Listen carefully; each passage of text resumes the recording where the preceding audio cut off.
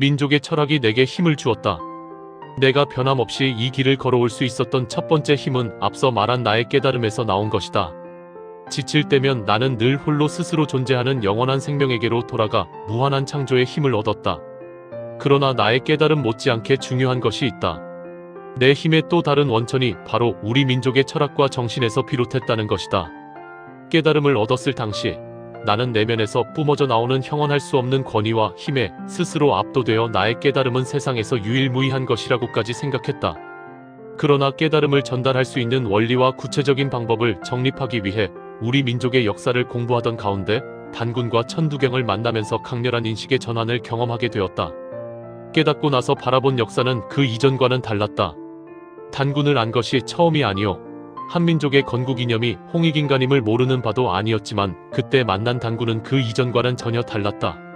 우리 역사를 본격적으로 공부하기 전에도 단군이 민족의 뿌리라고는 생각하고 있었지만 우리의 첫 나라인 고조선을 세운 국조라는 의미 정도였다. 나는 인간 단군이 생생하게 살아나는 것을 경험하였다. 뿌리라는 말은 비유적인 표현이 아니라 정말로 나의 정신이 역사적으로 실존했던 인간 단군의 정신에 뿌리를 대고 있다는 사실이 온몸으로 전해졌다. 그 전에 알고 있었던 단군은 껍데기에 불과한 것이었다. 한단고기를 비롯 단기고사나 규원사화 등 상고사를 다룬 민족사서들의 공통점은 단군을 인명이 아니라 왕의 칭호로 본다는 점이다. 이것은 민족사서들을 후대에 지어쓴 위서라고 비판하는 실증사학자들도 대부분 인정하는 역사적 사실이다. 이들 사서에 따르면 우리 역사에서 역대의 한웅은 18명, 단군은 47명이었다. 한웅대에는 천부경이라는 나라 경전이 있어 백성들을 교화하는 근간으로 삼고 온 백성이 함께 수행에 정진했으며 그 전통은 단군대에까지 이어졌다. 고조선을 세운 제1대 단군 왕건부터 제47대 단군 고열가까지 우리나라에는 홍익인간 제2화의 이념으로 나라를 이끌었던 2000년의 역사가 있었다.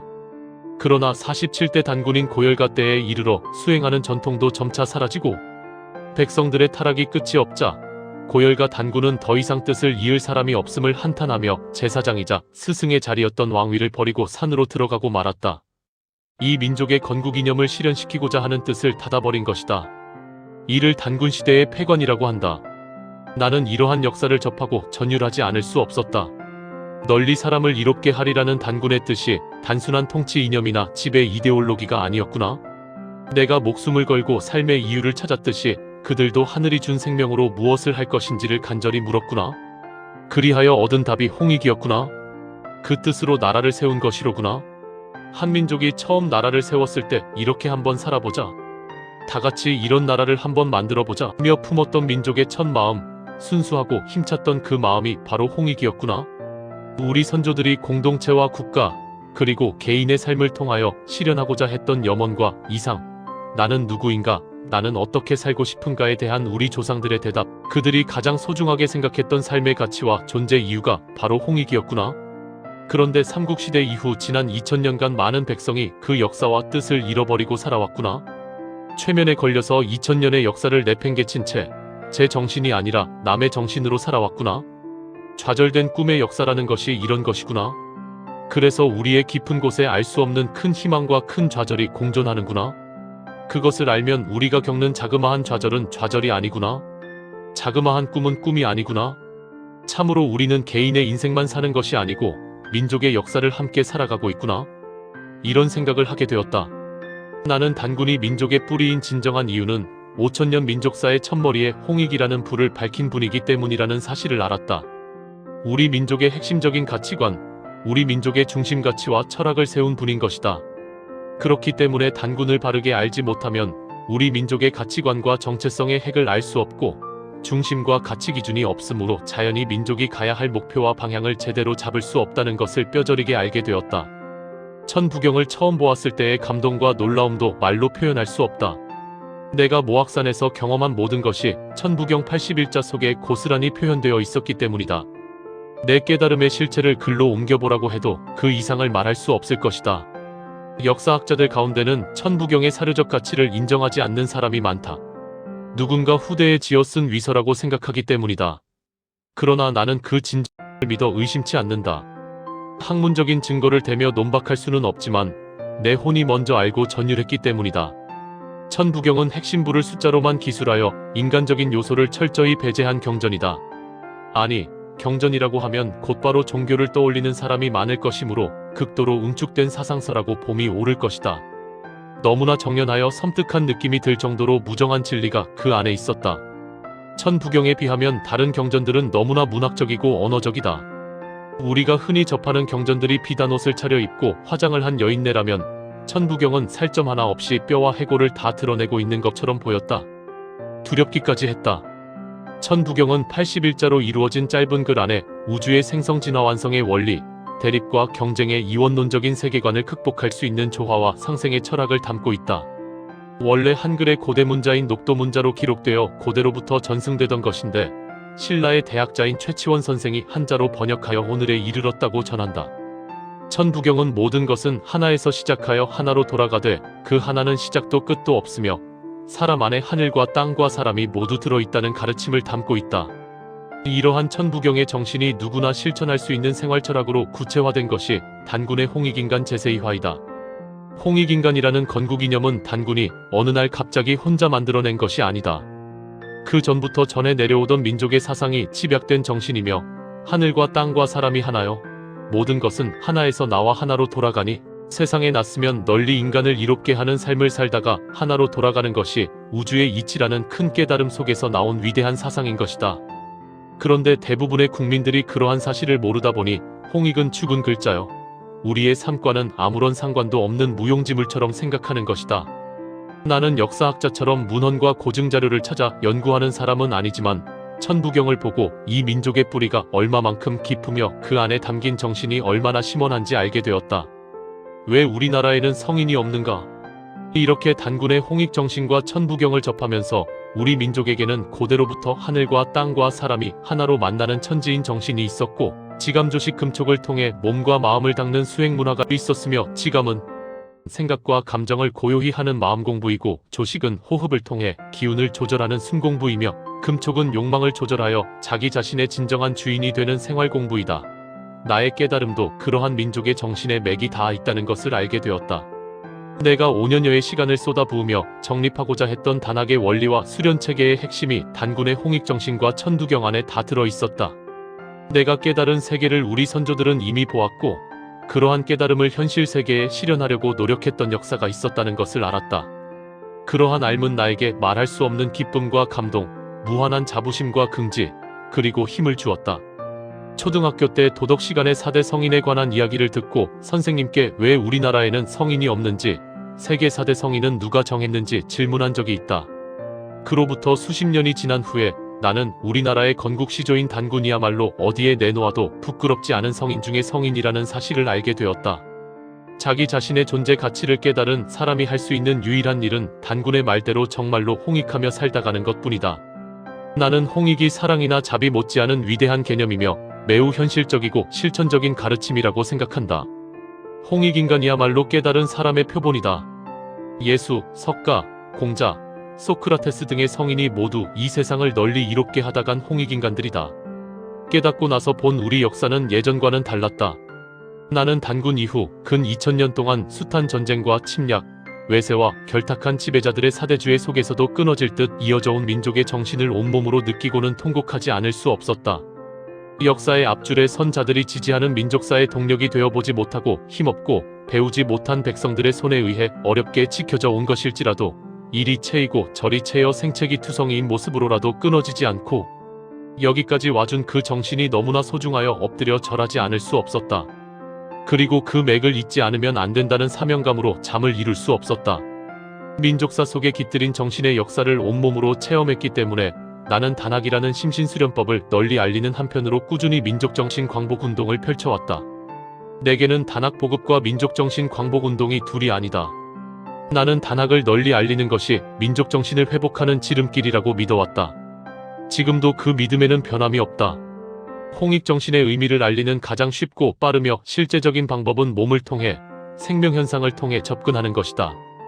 88 올림픽을 눈앞에 둔 1987년 안호상 박사 등 민족 원로들과 함께 민족정신광복국민운동본부 창립총회를 열어 고유의 천지인 정신을 뿌리내리기 위한 방안을 모색한 이래 해마다 민족정신에 대한 심포지엄과 토론회, 지역 축제, 광복절과 개천절 행사 등을 열어왔다.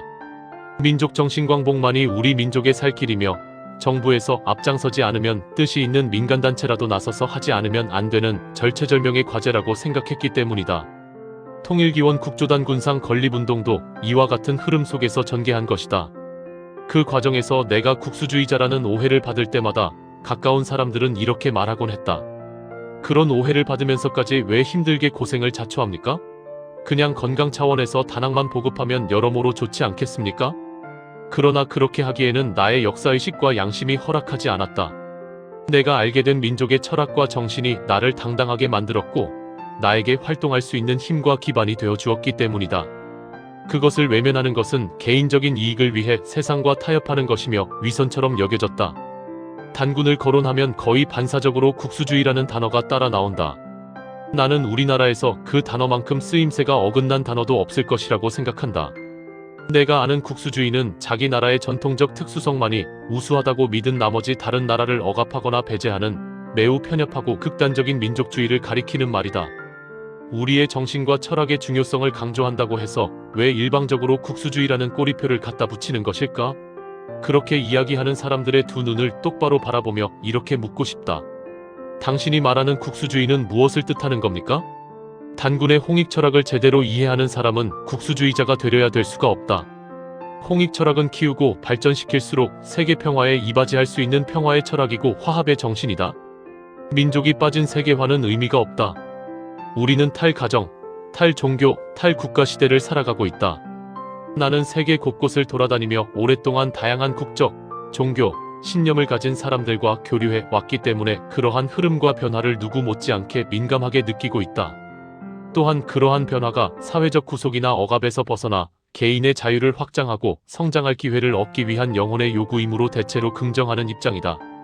그러나 아무리 탈국가 시대라도 민족의 정서와 문화는 사라지지 않는다. 만약 전 세계가 영어만 쓰고 미국 영화만 보고 빵과 스테이크를 주식으로 하는 것이 세계화라면 열일 제쳐놓고 세계화 반대 운동부터 해야 옳다. 다른 것은 다 제쳐두고라도 재미없어서 그런 세상을 어찌 살겠는가. 백범의 말대로 민족마다 최선의 문화를 낳아 길러서 다른 민족과 서로 바꾸고 돕는 것이 의미 있는 세계화다? 나는 세계인들과 함께 지구인 운동을 벌이고 있지만 그 운동의 철학적 기반은 단군의 홍익인간 정신에서 비롯한 것이다. 그래서 어디를 가든지 나의 정신적 뿌리는 단군의 홍익 철학에 있다고 당당하고 자랑스럽게 이야기한다. 미국에서 출간한 힐링 소사이어티라는 책의 제목도 단군의 홍익인간을 영어로 옮기기 위해 고심하다가 홍익인간 정신이 현대 문명의 골문 상처를 치유하는 철학적 대안이라는 생각으로 치유한다, 살린다는 뜻의 힐링을 써서 힐링 소사이어티라고 한 것이다. 외국인들에게 서양의 철학이나 문화가 아니라 한국의 철학, 우리의 전통 문화와 정신을 이야기할 때 나를 진심으로 이해하고 존경하는 것을 느낀다. 나 또한 자신의 나라에 대한 자부심을 가진 사람에게서 그 나라의 문화와 정신에 대한 이야기를 들을 때 기쁘고 즐겁다. 그 가운데서 서로를 더 깊이 이해하고 존중하게 되며 지구의 평화를 위한 우리의 연대와 실천이 더욱더 굳건해지는 것을 경험한다. 나에게는 민족과 세계가 대립하는 것이 아니다. 나는 미국의 단학을 알릴 때 인도의 요가, 중국의 태극권이나 기공의 아류가 아닌 한국의 전통 심신수련법 단학으로 알리기 위해서 노력했다. 단학은 서양인들이 동양 문화에 대해서 갖는 단순한 호기심이나 신비에 대한 동경을 만족시켜주는 것에 그쳐서는 안 된다고 생각했다. 경제적으로 여유 있는 계층들이 즐기는 여가나 취미생활, 에어로빅이나 헬스를 대신하는 건강법에 머물러서도 안 된다는 기준을 갖고 있었다. 단학이 미국 사회의 중심부로 들어가지 못하고 변방의 문화로 남는다면 차라리 알리지 않는 것만 못하다. 홍익 철학을 전할 수 없다면 아무리 수련 프로그램이 좋고 센터가 여러 개 늘어도 그것은 단순한 생계수단에 불과하다. 어디를 가든지 홍익 철학을 바탕으로 한 문화운동, 인류평화운동으로 자리 잡아야 한다는 원칙을 견지했기 때문에 지식인들의 호응을 얻을 수 있었다. 미국인 단학 지도자들이 바로 옆에 있어도 미국인 회원들은 한국인 단학 지도자들을 먼저 찾는다. 영어도 서툴고 미국 문화가 몸에 배지 않아 실수를 해도 그들은 우리를 통해 한국의 문화와 정신을 배우고 싶어 한다.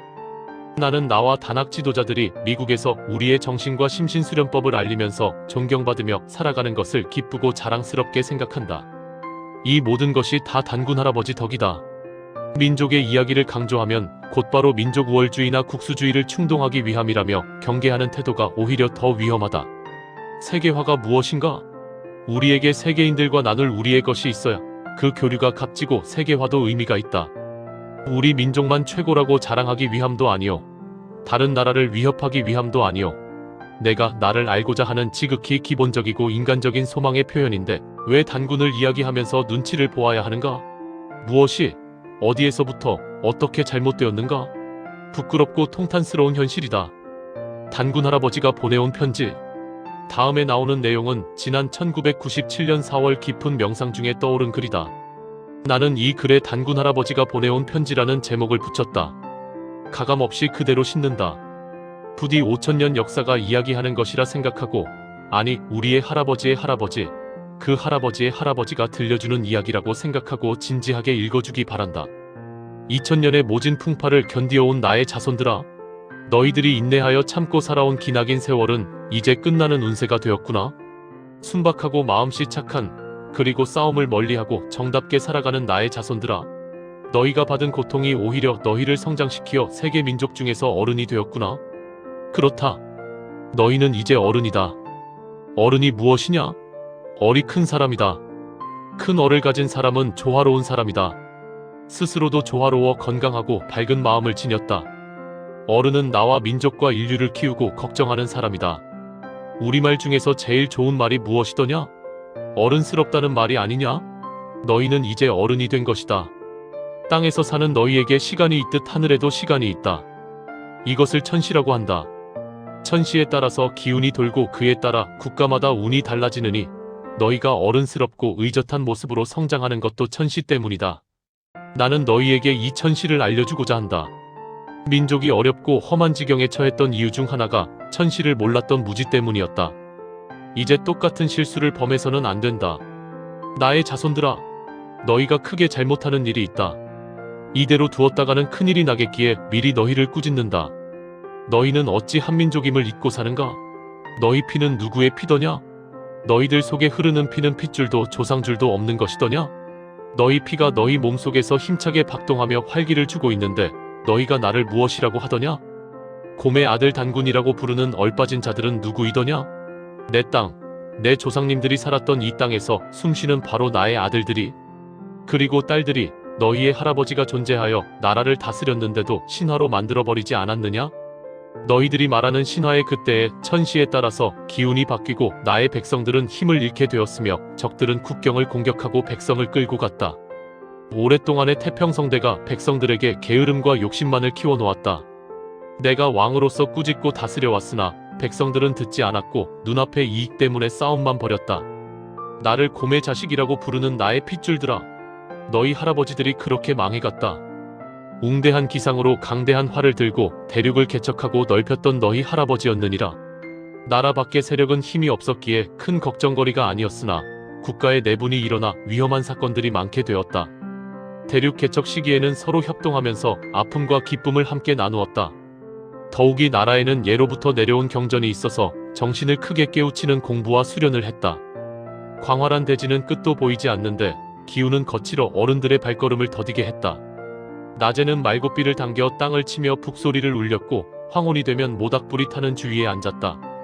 큰 어른의 말씀은 큰 깨우침을 열어 무리들이 하늘에 제사하며 춤을 추고 노래를 불렀다. 큰 어른을 우리는 한웅천황이라고 불렀다. 한웅천황이 큰 원을 그리고 하늘에 대한 강론을 펴니 그 강론을 듣고자 모이는 무리가 인산인해를 이루었다. 어른께서 말씀하시기를 예부터 나라에 전해오는 경전이 있으니 천부경이라고 한다. 이는 하늘의 모습을 나타낸 글이요, 너희가 해야 할 바를 알려주는 하늘의 가르침이다. 천부경에 의하여 너희에게 하늘이 열릴 것이요, 너희의 삶이 되어질 바를 알게 해줄 것이다. 이로써 무리들이 어른의 가르침을 따르니 무릇 수련치 않은 자가 없었고 온 나라에 효자와 충신이 많았다. 그러함이 오래더니 국토를 정하고 삶이 순탄하게 되었다. 그러한 시대가 이제 바야흐로 수천 년이 지나고 수련치 않는 자가 많게 되었다. 정신은 썩어갔으며 육체는 병들어갔다. 소중한 것을 잃으면서도 백성들은 재물을 탐하여 인정이 말라갔다. 나라 밖의 적들은 호시탐탐 엿보는데 나라는 시끄럽고 분열되었다. 위대한 성인을 모신 나라가 성인의 가르침을 따르지 않고 어두운 길로 들어서고 말았다. 자손들은 가르침을 받지 못하여 어리석고 욕심만 키우며 거짓은 교묘해졌다. 그러한 때에 왕으로서 나는 가르침을 패하고 천시를 이루니 국군이 2000년 후에나 돌아올 것을 알았다. 천운이 돌아 서쪽으로 향했으니 준비도 못한 자손들은 그 고생이 얼마나 크겠는가.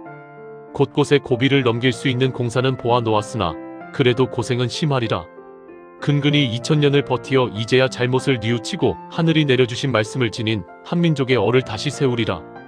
이제야 너희는 그 때에 도착하였으니 무엇을 하려 하느냐? 너희의 할아버지가 범했던 실수를 또 하려느냐? 너희 아버지가 범했던 실수를 너희도 다시 하려느냐? 뜻을 잃어버리고 물질과 재물에 눈이 멀어 정신과 얼을 팽개치려 하느냐? 저 높으신 곳에서 할아버지 기운이 이르노니 너희는 마음을 정결히 씻고 뜻을 받들어 성실과 정성을 다하라. 너희는 기운을 타고 우주를 떠도는 하늘 속에 하늘 안에 하나리다. 한문화학원 일지 이승헌 이사장에 져서 한국인에게 고함 중에서